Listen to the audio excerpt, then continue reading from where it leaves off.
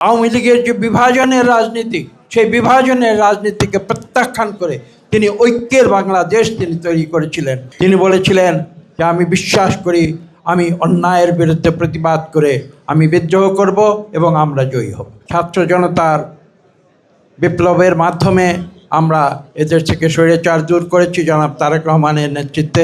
আমরা যখন এই দেশকে পুনর্গঠনের দায়িত্বে এসেছি, আমি এখানে বিশেষ করে উল্লেখ করব, আপনাদের মনে আছে তার আকস্মিক তিরোধানের পরে দেশনেত্রী বেগম খালেদা জিয়া এসেছিলেন, গৃহবধূ থেকে রাজপথে নেমেছিলেন, অন্যায়ের বিরুদ্ধে প্রতিবাদ করেছিলেন, সামরিক শাসকের বিরুদ্ধে প্রতিবাদ করেছিলেন, রাজপথে সংগ্রাম করেছিলেন এবং দীর্ঘ 8 বছর রাজপথে থেকে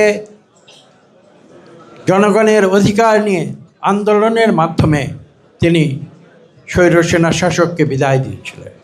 ঠিক তেমনিভাবে তার পরবর্তীতে আপনারা দেখেছেন তার শহীদ প্রেসিডেন্ট জিয়া রহমানের উত্তরসূরি বেগম খালেদা জিয়ার উত্তরসূরি জনাব তারেক রহমান দীর্ঘ 17 বছর বিদেশি নির্বাসিত থেকে আমাদের সংগঠিত করেছেন এবং আমরা স্বৈরাচারী আওয়ামী লীগের বিরুদ্ধে সংগ্রাম করেছি। সেই সংগ্রামে তিনি দিক নির্দেশনা দিয়েছেন এবং সর্বশেষ ছাত্র জনতার বিপ্লবের মাধ্যমে আমরা এদেশ থেকে স্বৈরাচার দূর করেছি জনাব তারেক রহমানের নেতৃত্বে।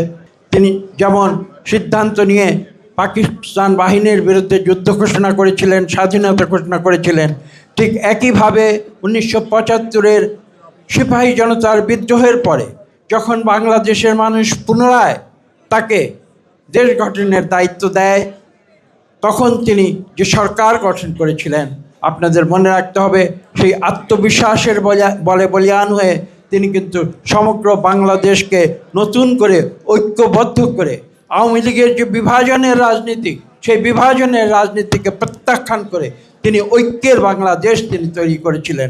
অনেকে সমালোচনা করেছিল যে তিনি কিছু ব্যক্তিকে তিনি নিয়ে এসেছিলেন, কিন্তু তার আত্মবিশ্বাসের বলে তিনি বলেছিলেন যে আমি বাংলাদেশকে গড়তে চাই, বাংলাদেশের সব মানুষকে নিয়ে একটি নতুন দেশ আমি গড়তে চাই।